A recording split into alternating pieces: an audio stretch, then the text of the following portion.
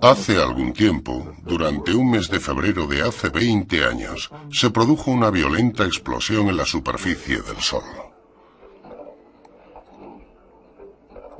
48 horas después, una gran tormenta magnética alcanzaba la superficie de la Tierra.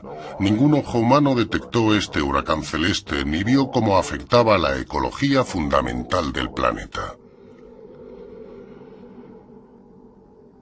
Sin embargo, en el espacio que rodea a la Tierra, la magnetosfera aún no descubierta sufría violentos cambios. Posteriormente se sabría que el mecanismo de la magnetosfera es lo que relaciona la radiación y el magnetismo del Sol con el medio ambiente de la Tierra. Este vínculo afecta e incluso determina la vida en nuestro planeta. Pero, ¿qué es la magnetosfera y cómo fue descubierta en el espacio aparentemente vacío? ¿Qué se ha averiguado desde entonces sobre ella? Retrocedamos 20 años, hasta aquella violenta erupción solar, a un tiempo en el que el estrecho vínculo entre los mecanismos solares y terrestres seguía siendo un misterio.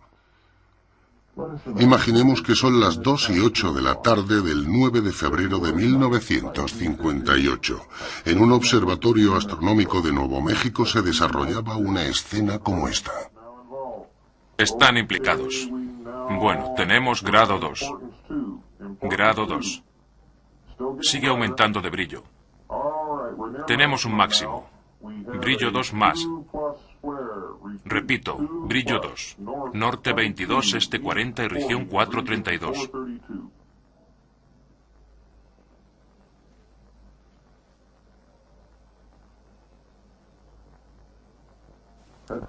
En Fort Davis, Texas, también estaba a punto de registrarse otro suceso inusual, un ruido solar de radio de gran magnitud.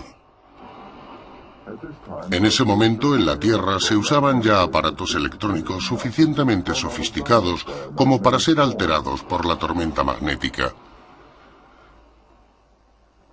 Pero el proceso en sí no se comprendía. Nadie imaginaba que una tormenta magnética pudiera causar tal efecto. En 1958, se informó de estas anomalías al Centro Nacional de Investigación Atmosférica. Allí el Dr. Roberts tuvo que decidir si emitir o no un aviso de alarma de tormenta magnética. De repente los datos se dispararon. Teníamos la erupción solar, pruebas de fuerte ruido solar de radio. Era una cuestión difícil decidir si las distintas pruebas, ya que no había reglas exactas, sugerían que debíamos poner a funcionar toda la red a la máxima velocidad ante la probabilidad de captar su comienzo. De hecho, 22 horas después, una gran tormenta magnética alcanzó la Tierra. Durante varios días, grandes corrientes barrieron la alta atmósfera. Los campos magnéticos del mundo entero se vieron alterados. Hubo anomalías de radar, radio, comunicaciones telefónicas e incluso grandes apagones. Durante una gran tormenta magnética se producen graves alteraciones en las comunicaciones de radio a larga distancia. Hay todo tipo de ruidos de radio que interfieren con ciertas frecuencias de comunicaciones, radar y cosas así. El suministro de electricidad se puede ver interrumpido. Recuerdo en concreto el gran apagón de Boston en el momento cumbre de la aurora boreal que estaba asociada a la tormenta magnética. Y debo decir que la contemplación de una de esas auroras boreales es una de las experiencias más fantásticas e impresionantes que he tenido jamás. En 1958 la comprensión de las tormentas magnéticas y las auroras boreales era escasa, ya que se desconocía la vasta magnetosfera y su mecánica alrededor de la Tierra. Sin embargo, estaba a punto de producirse el gran descubrimiento de la magnetosfera. ¿Relacionaría el Sol el magnetismo, las auroras e incluso los cometas. Cambiaría la visión que tenía el hombre de un espacio inerte circundando la Tierra. Desvelaría el profundo efecto del magnetismo solar y la radiación sobre el entorno de la Tierra. Para rastrear estos vínculos cósmicos empezaremos por el pasado. Hace 5000 años, los egipcios sabían que los cambios solares afectaban a la agricultura. Inmortalizaron al sol como el dios Ra.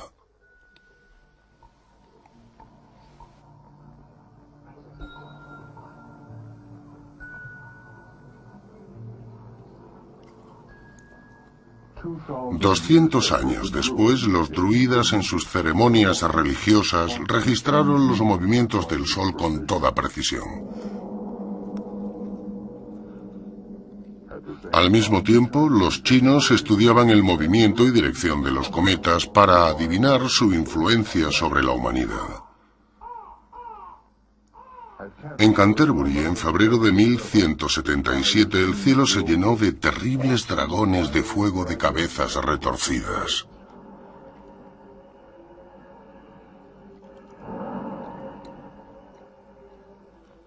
Era en realidad una gran aurora. En 1600, Guillielm publicó The Magnet,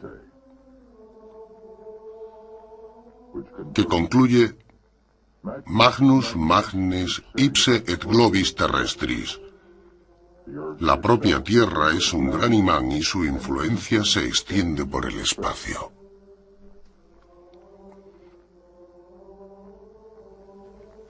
En Italia, en 1610, Galileo Galilei dirigió su primer telescopio hacia el Sol. Demostró que este cuerpo celeste estaba desfigurado por manchas que parecían cambiar de posición de un día a otro. Se construyó una cosmología: el Sol con sus manchas, la Tierra con su campo magnético circundante y auroras boreales, y los cometas con las colas opuestas al Sol. Cada uno de estos elementos formaba parte de un sistema cósmico. Se sugirió que el magnetismo mantenía unido el sistema. Otros relacionaban el Sol, el magnetismo y las auroras. Pero hasta el siglo XIX no se ofreció ninguna explicación aceptable. Cuando en septiembre de 1859 se produjo una gran erupción solar y pocos días después se vieron grandes auroras, mientras el campo magnético terrestre fluctuaba alocadamente. Coincidencias, no se trata de causa y efecto, dijo Lord Kelvin. Una golondrina no hace verano. Lejos, en Noruega, Bigland y Stormer, mediante sus cálculos y experimentos, propusieron una teoría audaz, aunque inconclusa. Las erupciones solares arrojan chorros de electrones que viajan recorriendo 150 millones de kilómetros para interaccionar con el campo magnético terrestre y llegar a la atmósfera polar, produciendo fluorescencia y creando las auroras. El Sol, el magnetismo y las auroras aparecían relacionadas por primera vez, al menos en teoría. Chapman, en 1930, sugirió que una erupción solar envía tanto electrones como protones, una explosión de partículas ionizadas, un plasma que altera temporalmente el magnetismo de la Tierra para causar las tormentas magnéticas. Biermann, en los años 50, propuso que la configuración observada de la cola de los cometas, opuesta al Sol, podía explicarse si del Sol surgiera un flujo continuo de plasma. Alphabet al mismo tiempo sugirió que el plasma procedente del Sol debía arrastrar también parte del magnetismo solar hacia el espacio para establecer una acción de dinamo con el magnetismo terrestre, induciendo tormentas magnéticas y disparando de alguna manera las auroras. Las conexiones cósmicas parecían claras. El Sol, el magnetismo, las auroras, los cometas, todos relacionados por el plasma solar. El espacio ya no estaba vacío. Sin embargo, seguían siendo teorías y especulaciones. No había ninguna prueba definitiva de la existencia de plasma en el espacio. Eso requería mediciones directas en él. A finales de los años 20, Goddard, el pionero espacial americano, diseñó el primer plan de lanzamiento de un cohete. Fue el comienzo de la carrera espacial. Así es como los noticiarios cubrieron el resto de la historia de la carrera espacial. El paso que convirtió el cohete espacial 4 de julio en un misil que podría alcanzar nuestro propio espacio aéreo fue realizado por un grupo de científicos alemanes que trabajaba para la Alemania nazi. Adolf Hitler disponía de una terrible arma con la que atemorizar al Imperio británico. Al terminar la Segunda Guerra Mundial, tanto Estados Unidos como Rusia seleccionaron a la flor y nata de los científicos alemanes para continuar sus investigaciones. Los hombres que trabajaron en Estados Unidos una vez liberados del régimen nazi hicieron fantásticos progresos en el perfeccionamiento de la nueva ciencia. En 1957, Eisenhower hizo un anuncio que constituiría el heraldo de una nueva era para la ciencia. El 1 de enero constituye el comienzo de una de las grandes aventuras científicas de nuestro tiempo, el Año Geofísico Internacional. Tanto Estados Unidos como Rusia anunciaron que lanzarían al espacio un satélite orbital en el Año Geofísico Internacional. Pero fueron los rusos el 4 de octubre de 1957 quienes lo consiguieron primero. La estela de fuego que iba dejando tras de sí. La Unión Soviética acababa de lanzar el primer satélite terrestre.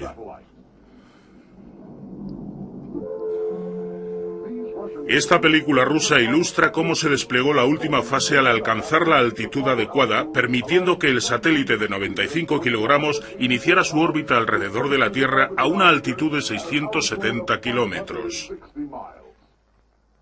El hombre se adentraba en el espacio y una nueva era comenzaba para la civilización. Rusia había ganado el primer asalto en la supremacía de los cohetes. ¿Cómo reaccionó Estados Unidos ante el éxito ruso? Tuvo un inmenso efecto político en Estados Unidos en general y en su opinión pública. Incluso se desató cierto pánico por todo el país. La Unión Soviética tenía un satélite en órbita que pasaba por encima de los Estados Unidos de América y presumiblemente se encontraba en condiciones de poder observar lo que pasaba aquí. También tuvo importantes repercusiones en el campo militar. Fue una experiencia bastante dramática para el pueblo americano. La respuesta americana fue el Explorer 1.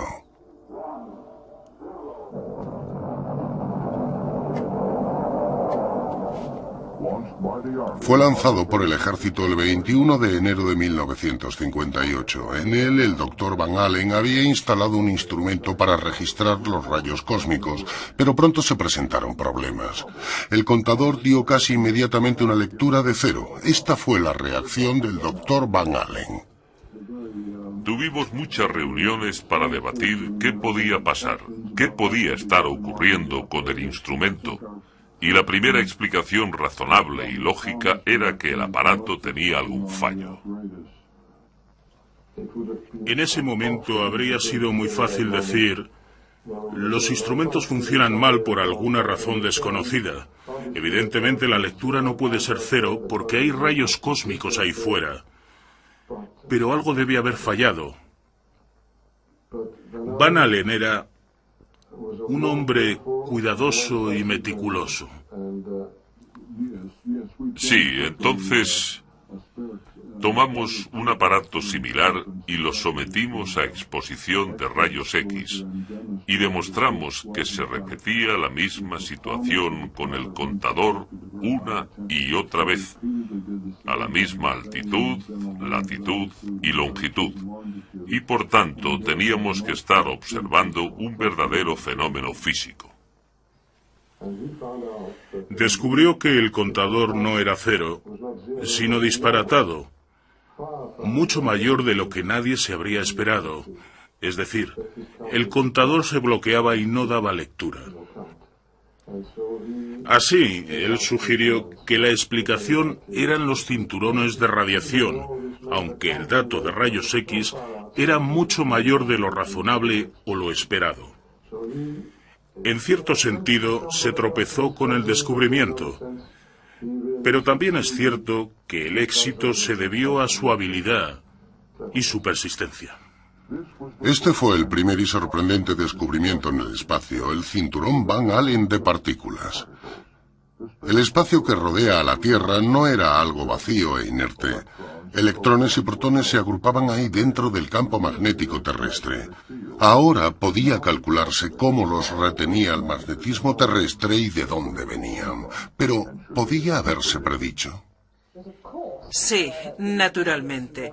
Los cinturones de radiación pudieron haberse predicho mucho antes de que se descubrieran. Y muchos pensamos, si se me hubiera ocurrido, habría ganado el premio Nobel.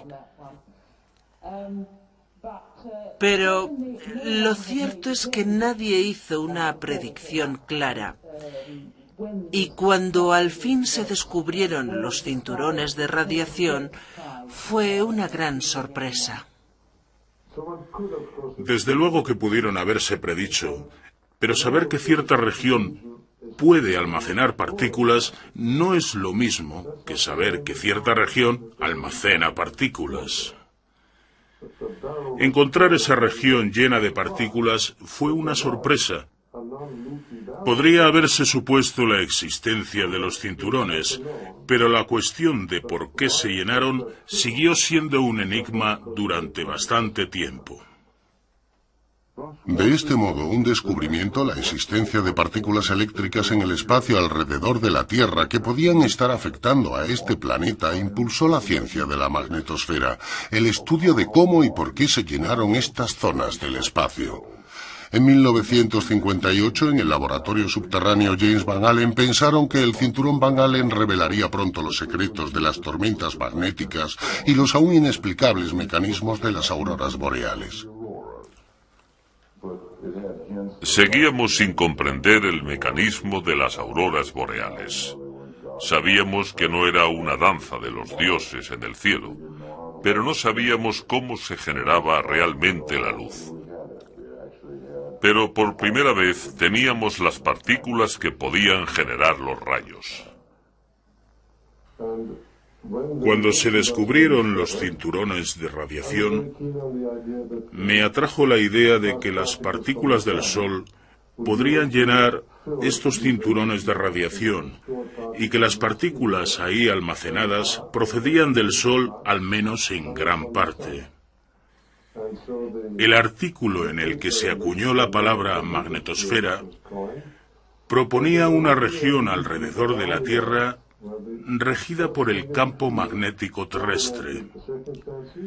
Pero las circunstancias particulares que se daban allí hacían posible el intercambio de partículas, de modo que las partículas solares podían entrar y quedar atrapadas. Pensé inmediatamente en relacionar ese fenómeno con otro bien conocido, pero todavía inexplicado: las auroras boreales. En 1600, Wilhelm Gil había afirmado que la Tierra era un imán cuya influencia se extendía al espacio. Ahora la magnetosfera define esta región. Partículas, electrones y protones son atrapadas aquí por el magnetismo terrestre. Pero ¿proceden estas partículas del Sol? ¿Causan las auroras boreales? Y si es así, ¿cómo? La política convirtió al espacio en la nueva frontera.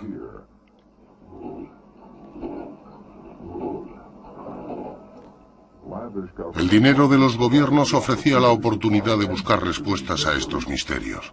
Fue un periodo de prioridades, de trabajo ininterrumpido a medida que la ingeniería espacial se convertía en una poderosa industria.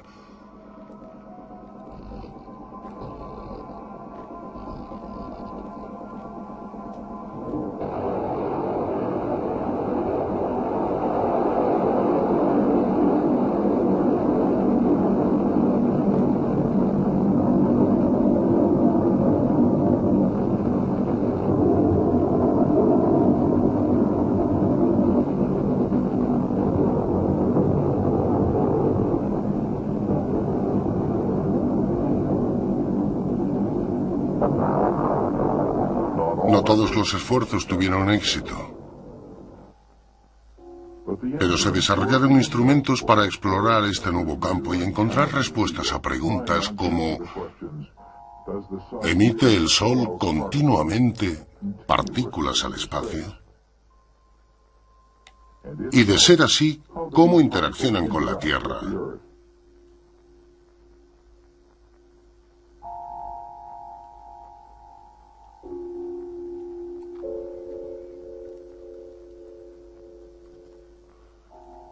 Las medidas en el espacio dieron la respuesta. Demostraban que desde la corona a 2 millones de grados de temperatura, la atmósfera solar emitía un flujo continuo supersónico de partículas ionizadas, protones y electrones. Y estas medidas confirmaron que el plasma estaba magnetizado. Ese fue el descubrimiento. Un flujo de partículas ionizadas surge desde el Sol en forma de un plasma magnetizado, ahora llamado viento solar, que se mueve hacia la Tierra, donde el magnetismo terrestre lo modifica formando una cavidad llamada magnetosfera. Ahora la pregunta era: ¿qué ocurriría exactamente en el interior de la cavidad que rodea la Tierra? Conseguir esa información podría ser difícil. Nuestros sentidos son completamente inadecuados para medir los distintos fenómenos que ocurren en el espacio. Los campos eléctricos y magnéticos, los chorros de partículas cargadas, son completamente invisibles para nosotros, con nuestros sentidos ordinarios. Para medir estos fenómenos en la magnetosfera, usamos sensores instalados en cohetes o naves espaciales. Medimos el espacio interior y el espacio exterior. Y de las medidas de estos procesos físicos distintos, obtenemos una visión increíble del entorno de la Tierra en el espacio. Uno de nuestros grandes problemas es una cuestión de tamaño. Es difícil pensar en una analogía para este caso, pero probablemente una sería la de una hormiga caminando por las montañas rocosas intentando imaginarse el conjunto solo mediante su paseo. Eso ocurre con los cohetes que lanzamos, son puntos diminutos. Este es el tipo de datos que nos envían los satélites en órbita.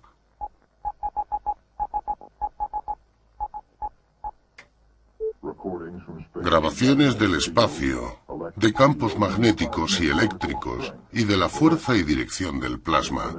Información sobre cómo podría ser el magnetismo de la Tierra en esta cavidad. Son los datos que nos llegan desde el exterior.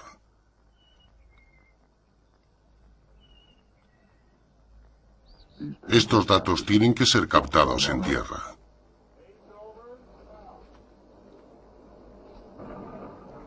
La señal es registrada, almacenada,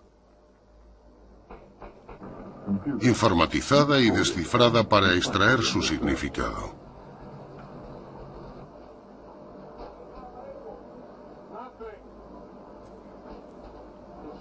Nada, está en blanco. No está ajustado. Creo que tiene razón.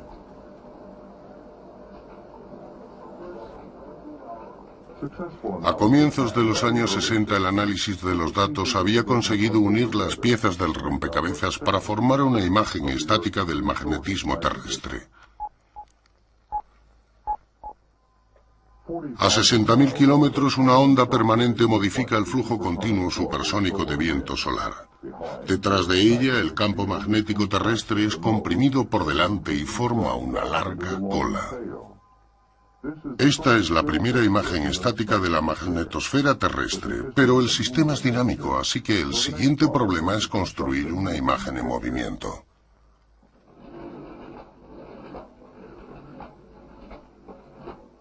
Las nuevas medidas se registran en microfilm y en cinta magnética.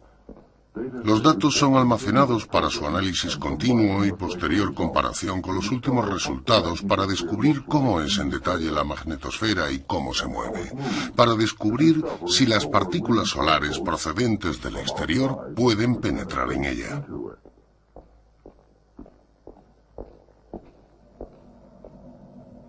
Lo que surgió nos devolvió de nuevo al fenómeno que la gente del norte llevaba siglos contemplando.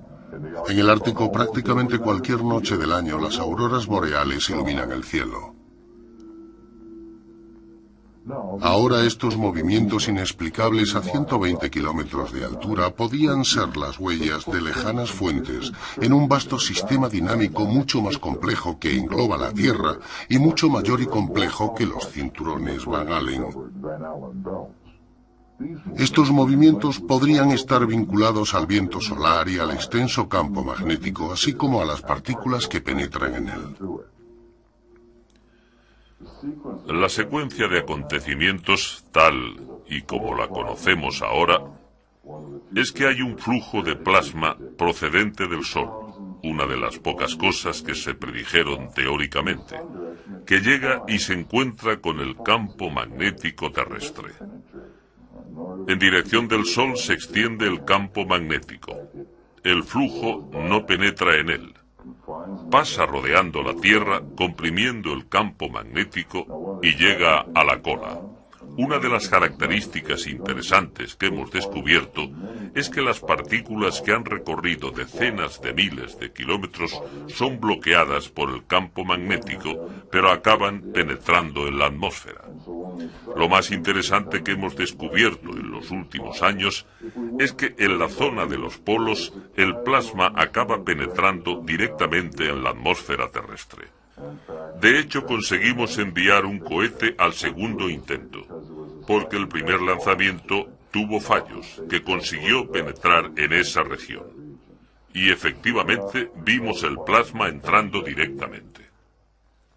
A finales de los años 60 se descubrió que el viento solar o plasma penetraba en la magnetosfera por las zonas polares.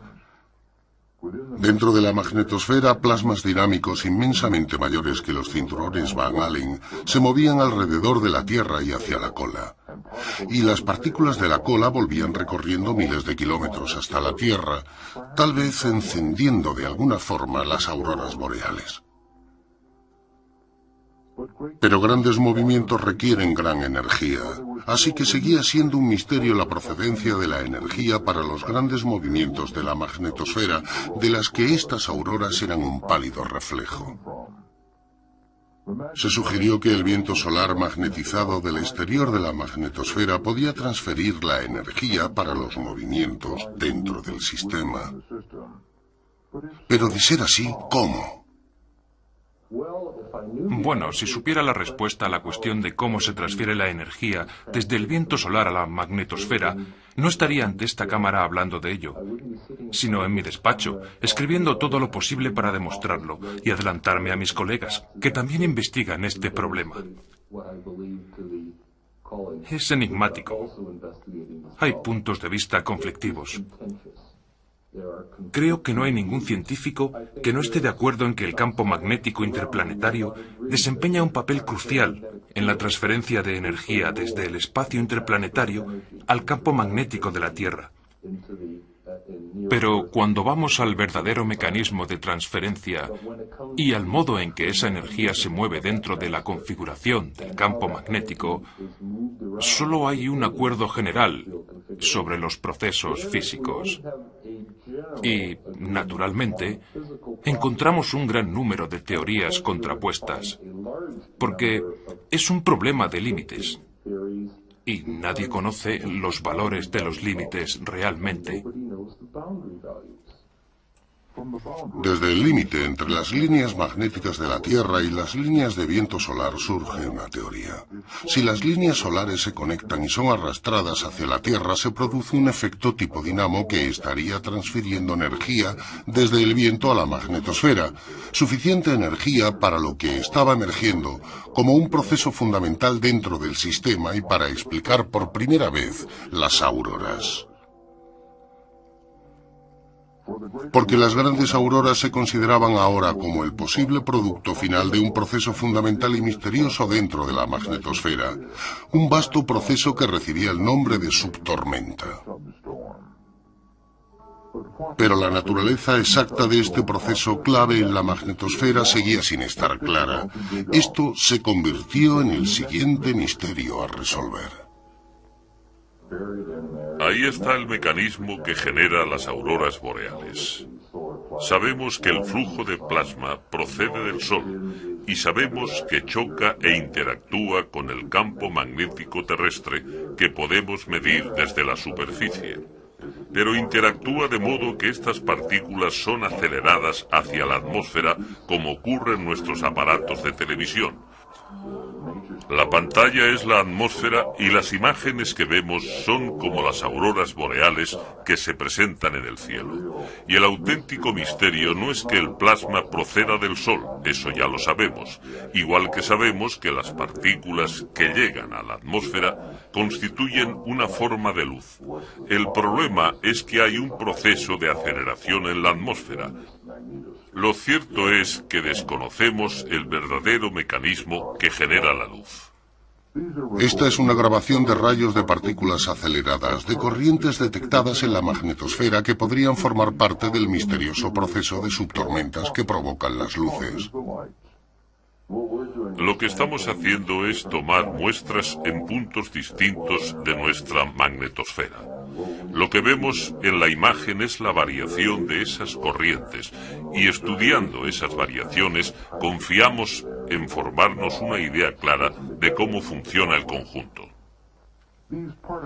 Estas imágenes de chorros de partículas en el espacio podrían compararse con fotos de las auroras tomadas desde la Tierra y que estas mismas partículas pueden haber producido.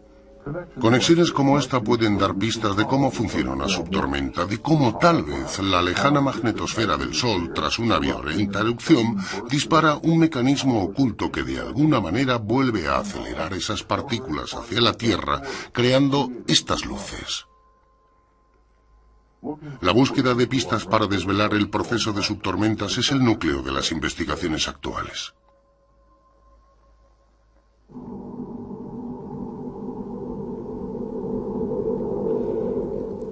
En el Ártico es donde se desarrollan muchos de estos estudios. Porque solo aquí el mecanismo de la magnetosfera entra en contacto directo con nuestros sentidos. Solo aquí las partículas de la magnetosfera se precipitan directamente sobre la atmósfera de día y de noche. Así que aquí se establecen instrumentos para analizar en detalle los datos de los cambios en la aurora y en la magnetosfera.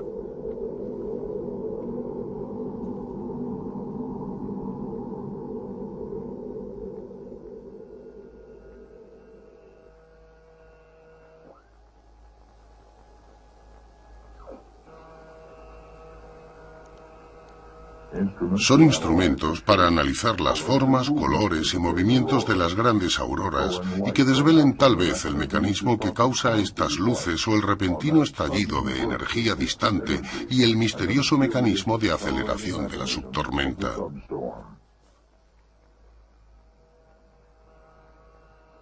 Todavía faltan muchas piezas en el rompecabezas de la subtormenta y muchas teorías intentan reconstruirlas. Para empezar, ¿qué provoca la explosión de energía que constituye el comienzo del proceso de subtormenta? ¿Podría deberse a cambios en el viento solar? El viento solar no fluye de manera regular y constante. Tiene perturbaciones, ondas de choque, incluso el campo magnético cambia en dirección e intensidad. Cuando eso ocurre en determinadas circunstancias, ocurre algo en la magnetosfera y se dispara una inestabilidad en la que de repente ocurre una explosión que libera la energía magnética que ha sido acumulada durante cierto tiempo y se convierte en energía.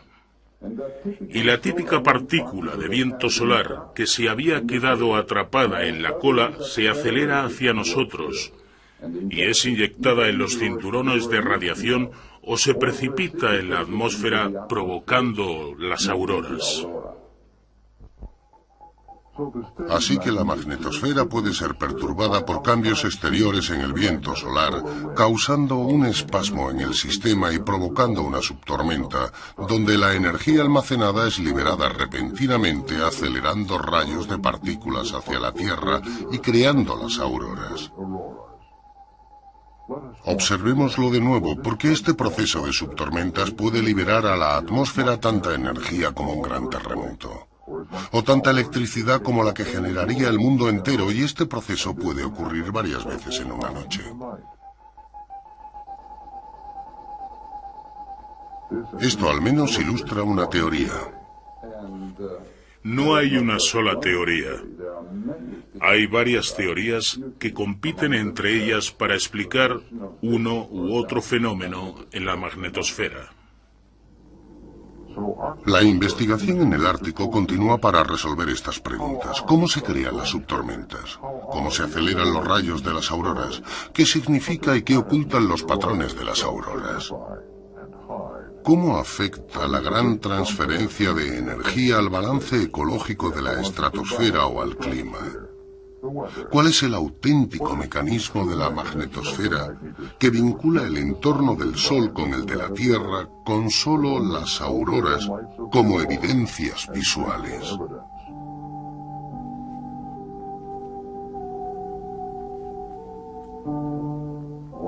Uno de los problemas con el que nos encontramos es que no estamos realmente ahí. Sigue ocultándose de nosotros y tenemos que extraer la información con algún instrumento más poderoso. Una de las formas de intentarlo es observando el proceso desde arriba. Sí, como en una pantalla. Mirar a las auroras desde arriba complementa el mirarlas desde abajo. Las fotografías de satélite pueden mostrar patrones instantáneos de auroras que cubren miles de kilómetros de la Tierra. Más clarificador aún sería una película con movimientos. Esta es una simulación generada por ordenador que muestra cómo se vería la Tierra y la aurora circundante desde un satélite en órbita. Una cámara especial instalada en este satélite podría enviar imágenes continuas de las auroras hacia la Tierra.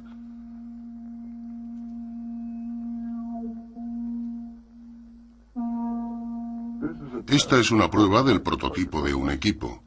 El experimento exploraría el misterio de las subtormentas observando las auroras desde el espacio y simultáneamente midiendo los rayos de partículas que podrían crear estas auroras. Incluso la Luna es utilizada para arrojar luz sobre el proceso de las subtormentas. Al estar la Luna en órbita, barre la cola de la magnetosfera una vez cada mes y los detectores de partículas establecidos ahí graban los movimientos de plasma de la magnetosfera.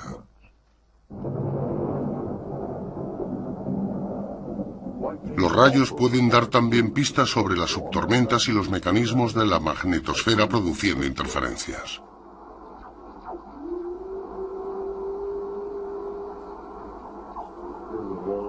Aquí oímos un tono de interferencia de baja frecuencia. Estos tonos se producen cuando el rayo alcanza la Tierra y la onda de radiofrecuencia sigue la línea del campo magnético alrededor de la Tierra y se refleja en el lado opuesto y vuelve. Y como la alta frecuencia viaja más rápidamente que la baja frecuencia, lo que oímos es un ruido de interferencia.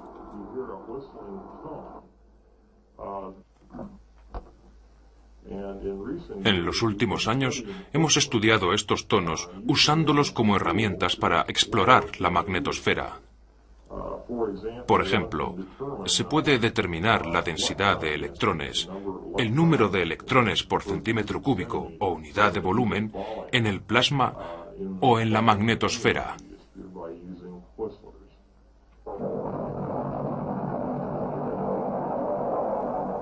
Además de entender el propio proceso de las subtormentas, está la cuestión de cómo el volcado de energía de la subtormenta puede afectar a la ecología de la Tierra.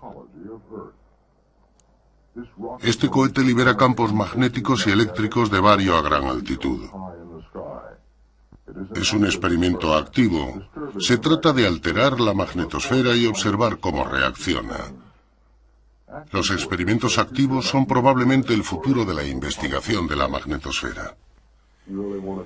Intentamos perturbar activamente los sistemas de la atmósfera, la estratosfera y la magnetosfera como en un experimento de laboratorio en el que se conocen los factores introducidos y se puede medir la respuesta del sistema. Si llegamos a ese punto, podremos explorar el proceso específico que relaciona estas regiones.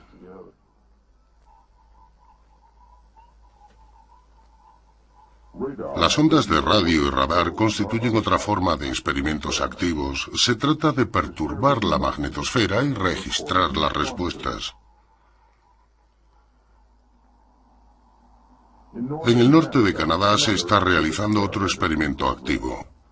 Aquí se disponen antenas para recibir las señales emitidas por transmisores establecidos en el Antártico.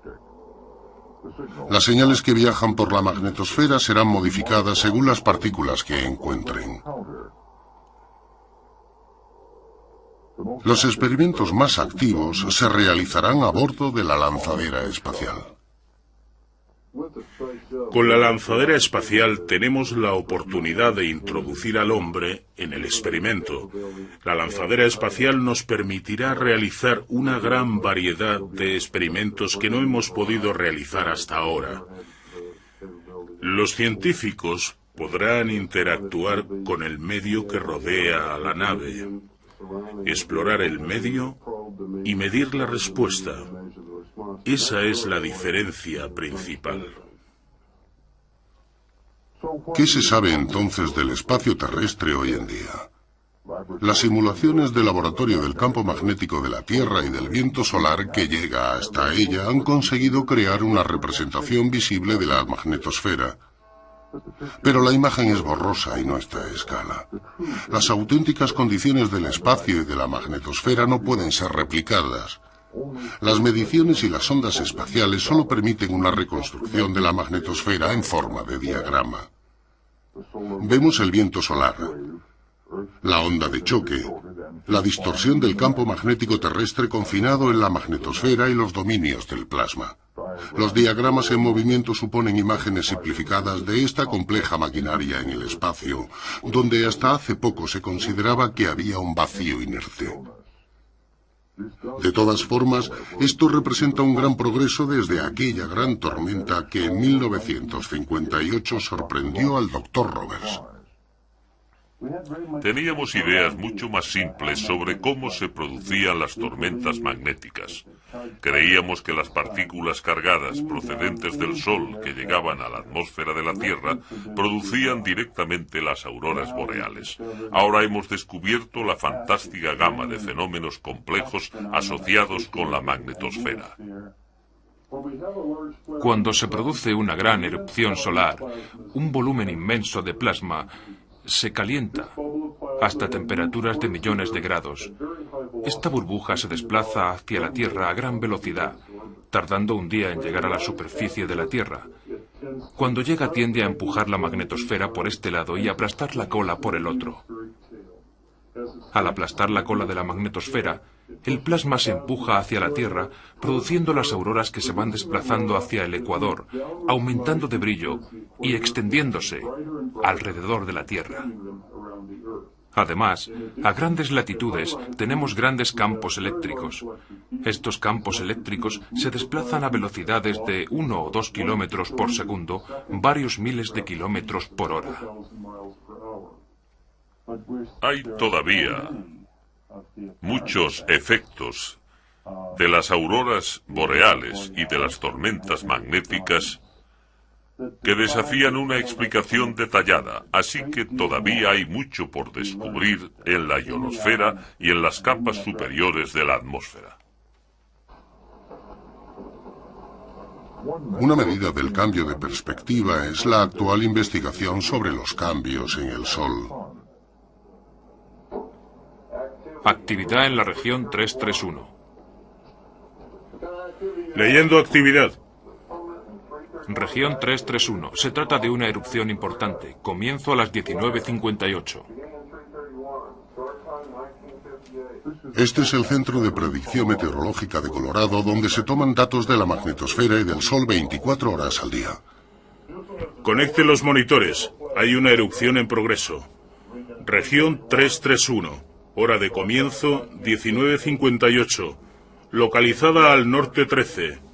Este 28.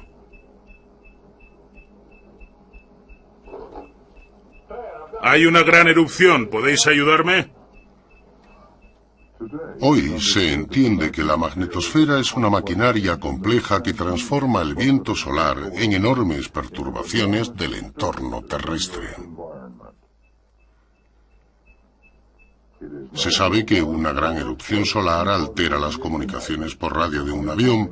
Para una nave espacial, estas alteraciones podrían ser fatales. Se sabe que la magnetosfera puede reaccionar de forma que altere las ondas de radio, de radar, las comunicaciones telefónicas o incluso producir apagones. Este es el Centro de Predicción Meteorológica de Colorado. Quiero informar de una gran erupción solar en progreso. Tal vez, cuando se comprenda la cuestión fundamental de las subtormentas, se comprenderá la relación de la magnetosfera con la alta atmósfera. La física de la magnetosfera podría dar un gran paso adelante. Podría hacerse operativa. ¿Centro de observación? Llamo del Centro de Predicción Meteorológica. Quiero informar de una gran erupción solar. Además de ocuparse de las grandes alteraciones electrónicas de radio y radar, se podrían hacer predicciones meteorológicas a corto y medio plazo. Podría emerger una interpretación de la relación entre la atmósfera y el espacio, la posibilidad y peligros de la polución a gran altitud, y se comprendería mejor el comportamiento de la frágil capa de ozono, lo que ayudaría a prevenir su deterioro. Sí, es el Centro de Predicción. Así es, somos nosotros. ¿Cómo estás, David? Llamo del Centro de Predicción Meteorológica de Colorado. Entonces sabríamos qué esperar y qué hacer cuando veamos que se produce una gran erupción solar. Esta comprensión puede estar todavía lejana, pero las bases de la misma ya se están vislumbrando. Se prevé la llegada de una tormenta magnética. Naturalmente hay algunos efectos de las tormentas magnéticas que no están muy claros y siguen siendo controvertidos. Y una de estas áreas en las que trabajo yo mismo con varios colegas es el efecto aparente de las grandes tormentas magnéticas sobre la meteorología.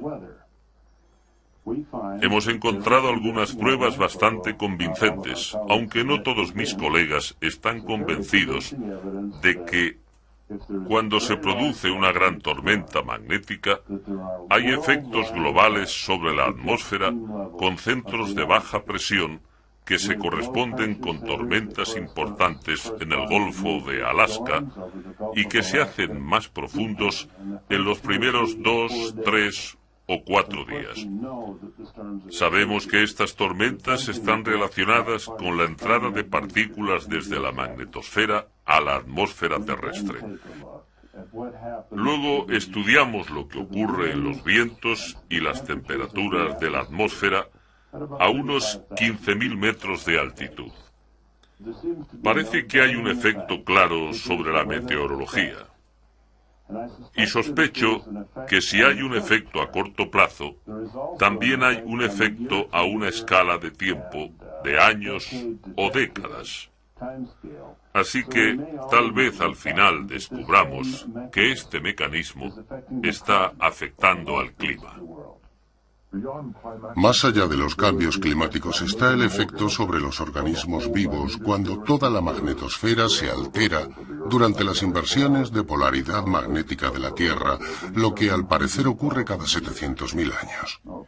Nuestra magnetosfera ofrece una función de escudo fundamental sobre la superficie de la Tierra, pero durante las inversiones de polaridad, la magnetosfera desaparece a efectos prácticos y desaparece la protección. Una gran erupción solar que ocurriera durante la inversión de polaridad del campo magnético produciría también la entrada de grandes impulsos de radiación que sin duda tendrían serios efectos en la biosfera y en los organismos vivos sobre la superficie de la Tierra. Lo que proponemos es que ciertas erupciones solares intensas, ocurridas mientras la Tierra está cambiando de polaridad, puedan producir efectos severos sobre la capa de ozono y exponer la superficie de la Tierra y los organismos vivos a una intensa radiación ultravioleta solar. Y eso puede llegar a matar organismos.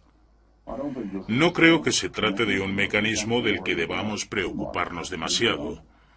Aunque la polaridad ha cambiado varias veces a lo largo del pasado geológico, ha permanecido estable durante el último millón de años, y eso supone una garantía de estabilidad. Me gusta pensar en la magnetosfera en un sentido más amplio que simplemente el de la magnetosfera terrestre. Tiene muchas aplicaciones físicas. Por ejemplo, el origen del sistema solar. Una cuestión enigmática es por qué, al parecer, todos los planetas tienen el mismo sentido de giro que procede de la nube de gas que formó el Sol y los planetas. Una idea es que el intenso campo magnético solar transmitió su sentido de giro a los planetas. Podemos pensar en Júpiter, que tiene un campo magnético increíblemente intenso y que presenta la curiosa característica de expulsar ruido de radio. Y lejos de Júpiter encontramos estrellas que son poderosas fuentes de radiofrecuencias. Todo esto está implicado en la misma estructura y la física de estas magnetosferas. Es un sistema completamente nuevo, un sistema que no encontramos en la superficie de la Tierra. Es un sistema donde ocurren cosas que podrían pasar en púlsars o en el espacio exterior. Es un nuevo entorno que podemos estudiar mediante nuestras naves y nuestros experimentos. Y es sorprendente porque presenta un comportamiento que no se da en la superficie de la Tierra. El hombre tiene la necesidad de explorar. Igual que cuando Colón cruzó el océano, nosotros nos adentramos en el espacio para intentar comprender y descubrir cosas. Tal vez un gran sector de la sociedad no aprecie las cosas que hacemos porque no les afecta directamente. Pero el hecho es que si queremos mejorar nuestra sociedad y la humanidad, tenemos que mejorar nuestro entendimiento sobre nuestro entorno y sobre nosotros mismos. Los científicos disfrutan estudiando estas cosas. Es una forma de vida para ellos. Y creo que cuando se reduce la vida a nacer, crecer, multiplicarse y morir y no conseguir nada en medio, entonces la vida no tiene sentido.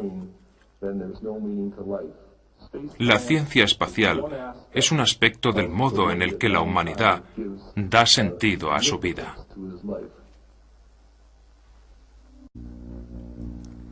En 1958 la comprensión de las tormentas magnéticas y las auroras boreales era escasa, ya que se desconocía la vasta magnetosfera y su mecánica alrededor de la Tierra. Sin embargo, estaba a punto de producirse el gran descubrimiento de la magnetosfera. Relacionaría el Sol, el magnetismo, las auroras e incluso los cometas. Cambiaría la visión que tenía el hombre de un espacio inerte circundando la Tierra.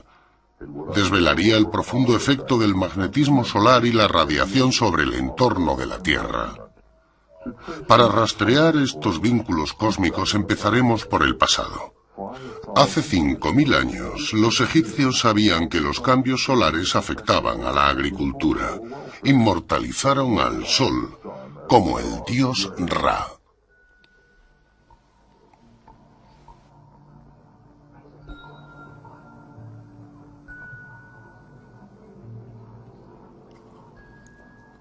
$200 años después, los druidas en sus ceremonias religiosas registraron los movimientos del Sol con toda precisión.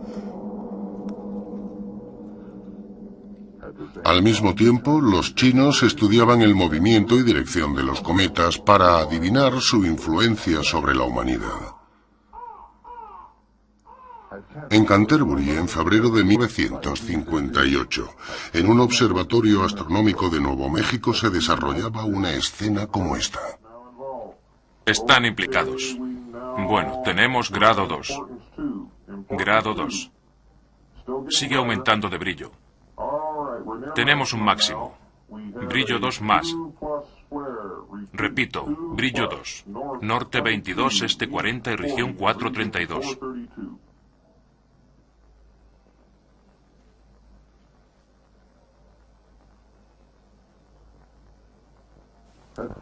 En Fort Davis, Texas, también estaba a punto de registrarse otro suceso inusual, un ruido solar de radio de gran magnitud. En ese momento, en la Tierra, se usaban ya aparatos electrónicos suficientemente sofisticados como para ser alterados por la tormenta magnética. Pero el proceso en sí no se comprendía. Nadie imaginaba que una tormenta magnética pudiera causar tal efecto. En 1958 se informó de estas anomalías al Centro Nacional de Investigación Atmosférica. Allí el Dr. Roberts tuvo que decidir si emitir o no un aviso de alarma de tormenta magnética. De repente los datos se dispararon. Teníamos la erupción solar, pruebas de fuerte ruido solar de radio. En 1177 el cielo se llenó de terribles dragones de fuego de cabezas retorcidas.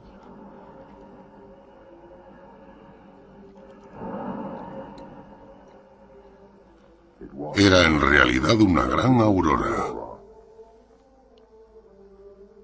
En 1600, Wilhelm Hill publicó The Magnet, que concluye Magnus magnes ipse et globis terrestris. La propia Tierra es un gran imán y su influencia se extiende por el espacio.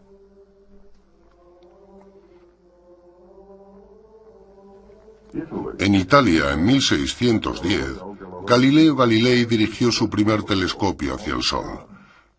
Demostró que este cuerpo celeste estaba desfigurado por manchas que parecían cambiar de posición de un día a otro. Se construyó una cosmología, el Sol con sus manchas, la Tierra con su campo magnético circundante y auroras boreales, y los cometas con las colas opuestas al Sol.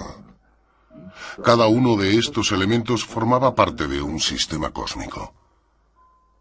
Se sugirió que el magnetismo mantenía unido el sistema. Otros relacionaban el Sol, el magnetismo y las auroras. Pero hasta el siglo XIX no se ofreció ninguna explicación aceptable.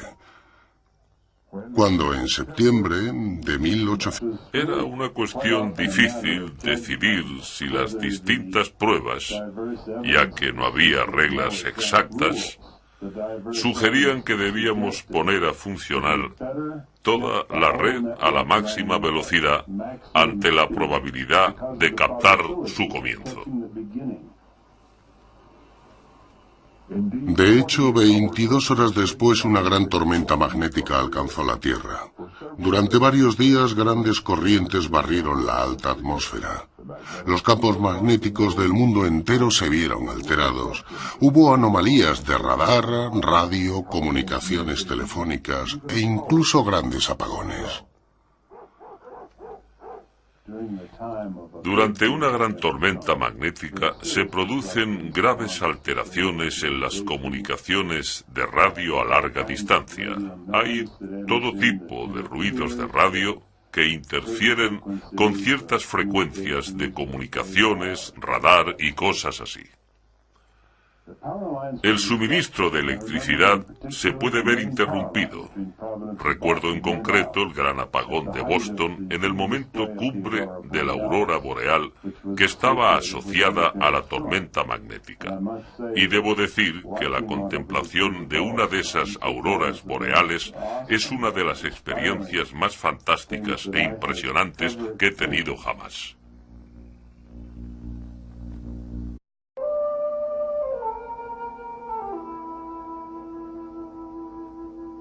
Hace algún tiempo, durante un mes de febrero de hace 20 años, se produjo una violenta explosión en la superficie del Sol. 48 horas después, una gran tormenta magnética alcanzaba la superficie de la Tierra. Ningún ojo humano detectó este huracán celeste ni vio cómo afectaba a la ecología fundamental del planeta. Sin embargo, en el espacio que rodea a la Tierra, la magnetosfera aún no descubierta sufría violentos cambios.